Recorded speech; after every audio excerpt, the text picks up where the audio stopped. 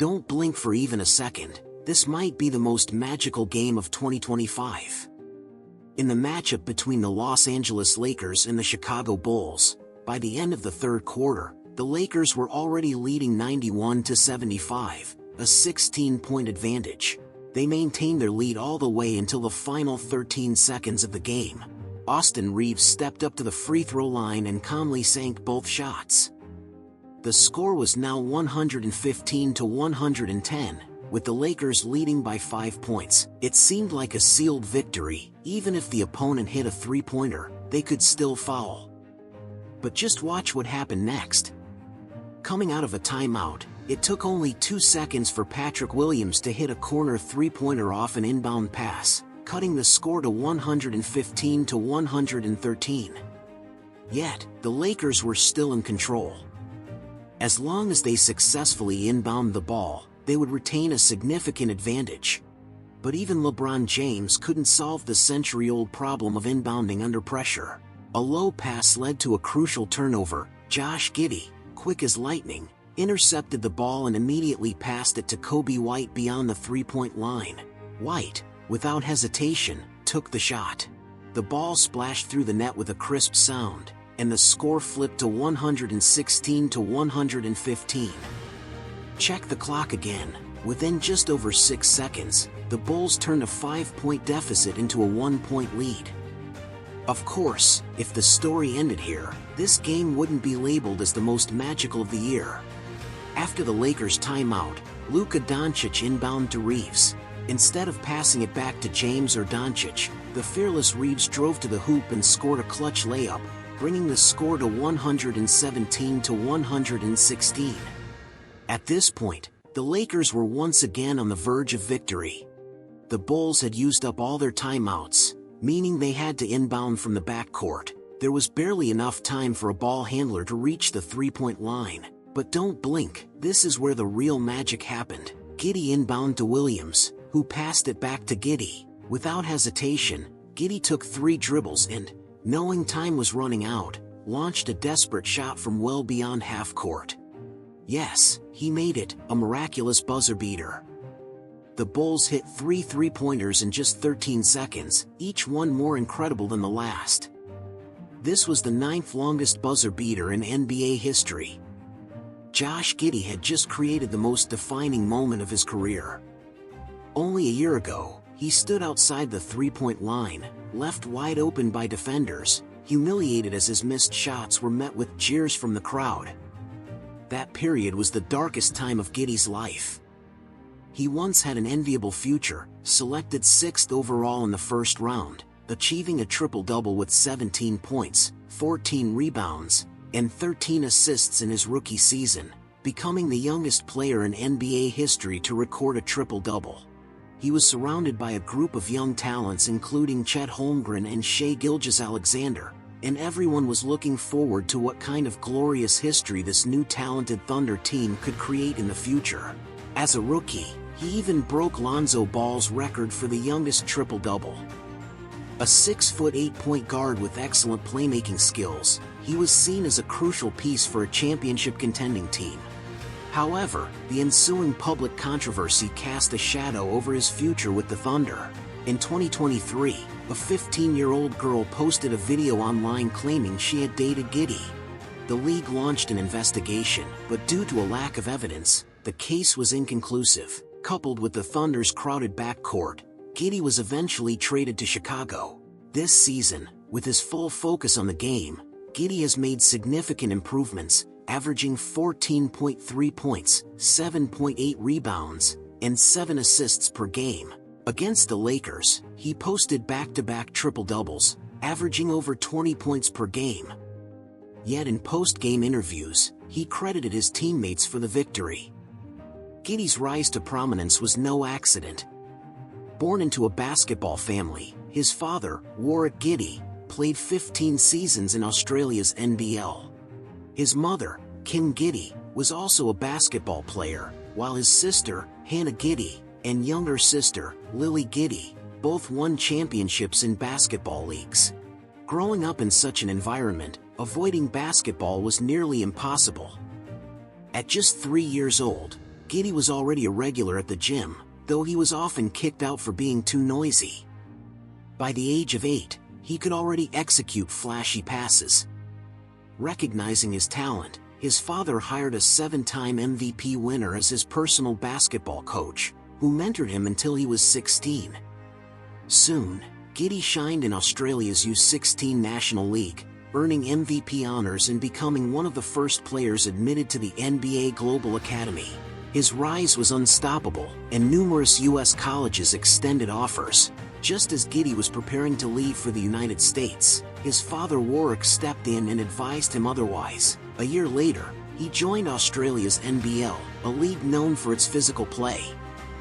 Throughout the entire season, Giddey remained injury-free and performed exceptionally well. This caught the attention of the Thunder's front office, leading to his selection in the first round. At the time, no one expected the Thunder to draft Josh Giddey. His scouting report was filled with weaknesses: inconsistent shooting, limited athleticism, defensive shortcomings, lack of creativity and drives, and a tendency to be overly unselfish. So at that time, all the fans online were not optimistic about Josh Giddey's draft prospects. No one thought that a 6th overall lottery pick would be used on him. But the Thunder's management repeatedly watched Josh Giddey's game footage for a full 3 hours. In the end, they still decided to select this guard from Australia. Because they discovered that Josh Giddey had an outstanding strength, his full-court passing vision and elite-level playmaking ability. From his playing style, the team seemed to see a reflection of the point guard James Harden they had once drafted. During his 3 years with the Thunder, Josh Giddey was always a starter and a key player for the team. With his good looks, he became one of the most popular players on the Thunder, attracting many female fans. Giddey also took advantage of his popularity, thriving on short video platforms. And then, everything changed after one awkward photo. A high school girl, Liv Cook, posted a picture with Giddey on social media, with the caption describing the wonderful things that just happened with Giddey. Later, she released a video where Giddey claimed that Cook was his girlfriend and that he was planning to take her home.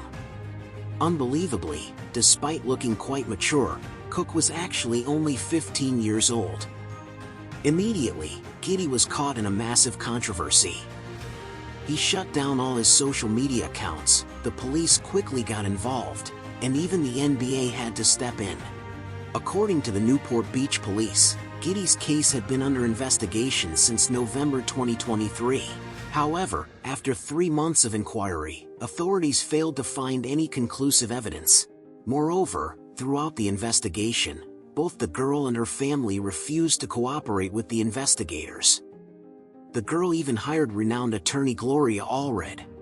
Essentially, this was a consensual situation between Giddey and the girl, and even her family expressed indifference. But the public and the police insisted on getting involved. Ultimately, the NBA officially ended its investigation into Giddey. Although Giddey was cleared of all charges, receiving the conclusion of no verifiable criminal behavior, his career seemed to hit rock bottom. Every time Giddey stepped onto the court, the Thunder's home crowd erupted in boos, and his average stats plummeted to 8.7 points per game. Worse than the off-court controversy, Giddey's role on the team diminished with Holmgren's return. His playing time decreased, and his long-criticized inefficiency did not improve. Among all the Thunder's key rotation players, Giddey had the lowest true shooting percentage that season. To Thunder fans, Josh Giddey was a paradox. He was a 6 feet 8 inches guard with excellent ball handling and passing skills, an asset coveted by many teams, but he also became the scapegoat for the Thunder's playoff elimination at the hands of the Dallas Mavericks. In his first ever playoff run, during the Western Conference semifinals, Giddey's flaws were fully exposed, making him the weak link of the Thunder. Standing beyond the three-point line, he was left wide open by defenders, essentially being insulted with how much space he was given. Amid the roaring laughter of the crowd, he bricked shot after shot. His terrible shooting allowed the Mavericks to ignore him completely, and on defense, he provided little impact. Meanwhile, with the ball in SGA's hands most of the time, Giddey struggled to adapt to the intense playoff defense. Over 6 games in the series, Thunder coach Mark Dagnall could only give Giddey less than 13 minutes per game. He ended up averaging just 6.2 points, 2.7 rebounds, and 1.3 assists. With Giddey on the floor, the Thunder were outscored by 23 points. People labeled him a ball-hogging black hole and a defensive liability, while others said he was useless beyond the three-point line. At that point, the management had an idea. They wanted Giddey to give up his starting spot and move to the bench, which would help balance the team's lineups. Considering Giddey's strengths and weaknesses, the impending end of his rookie contract, and the upcoming extension talks, Thunder GM Sam Presti proposed that Giddey start coming off the bench next season. But Giddey refused outright. He believed that at just 21 years old, he shouldn't be relegated to a bench role. So that summer, with both sides unable to reach an agreement, Josh Giddey was traded. The Thunder, showing some goodwill, sent Giddey to the Bulls, a team in need of a point guard, and with enough salary cap space. Thus, Giddey's Thunder career came to an end, and he started fresh in the Windy City. The Bulls traded Alex Caruso and draft picks for Josh Giddey. At the time, everyone considered this a sea-level trade. What the Chicago Bulls valued most was his passing and playmaking ability. But Giddey's early days in Chicago was far from smooth. During the off-season, Giddey injured his ankle while representing Australia in the Paris Olympics. When the new season began, his physical condition and form were both poor, and Billy Donovan didn't fully trust the young guard, who wasn't known for his defense. For a long stretch, Giddey even had fewer minutes than backup guard Ayo Dosunmu. Coach Donovan designed specific plays for Josh Giddey, reducing his isolation plays and shifting his focus toward defense and wing play. Additionally, the coach required him to make 500 three-pointers every day. Thus, all of Josh Giddey's changes happened quietly. His three-point shooting percentage improved to 40% in just one season, and he delivered performances close to triple-doubles. His defensive awareness also significantly improved. He started playing from the point guard position to the power forward position. Whether it was organizing the offense, attacking, or rebounding, he could do it all. Before the All-Star break, Giddey's performances were inconsistent. He could put up a triple-double with 23 points, 15 rebounds, and 10 assists against the Milwaukee Bucks, but also go scoreless with 0-for-2 shooting, 3 rebounds, and 4 assists in 29 minutes against the Portland Trail Blazers. However, on January 21st, in a game between the Bulls and the Los Angeles Clippers, Giddey finally had his season-defining moment. Facing James Harden, Giddey recorded 18 points, 10 rebounds, and 9 assists, leading his team to victory. Giddey gradually overcame the lingering effects of his ankle injury and, after recognizing his defensive shortcomings, started watching a large amount of film to improve his defensive awareness. You could see his small improvements on the defensive end. His steals per game increased from 1.3 in January to 1.4 in February and then to 1.8 in March. Donovan also changed his perception of him, and Giddey was no longer benched in crucial moments like he was at the start of the season. Additionally, with the Bulls trading away their primary scorer, Zach LaVine, Giddey received more offensive touches and greater freedom. From January 21st to today, across 25 games, Giddey has averaged 16.2 points, 8.6 rebounds, 7.5 assists, and 1.4 steals per game while shooting 51.4% from the field and 46.5% from three, making 2.1 three-pointers per game.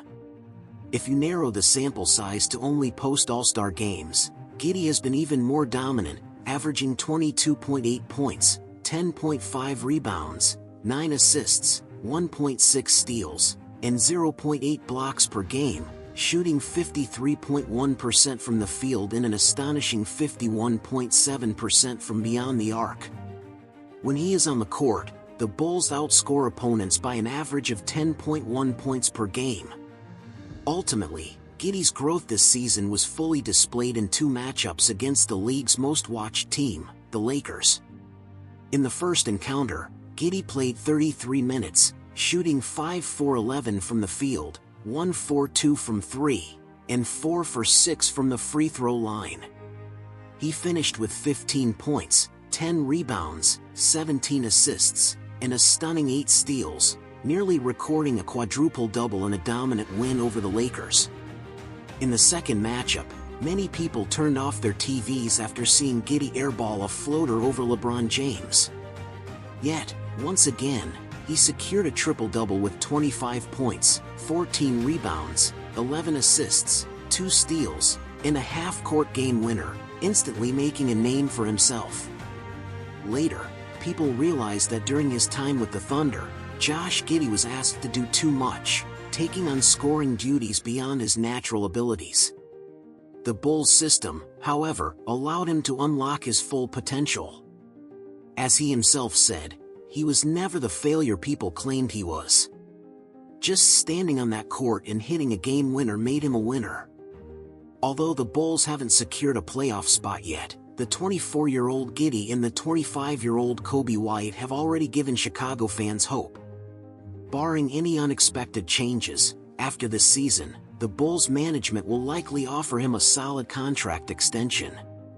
Even if he never leads the team back to its former glory, as long as he continues on this path, there's no reason he can't become one of the best players in the league.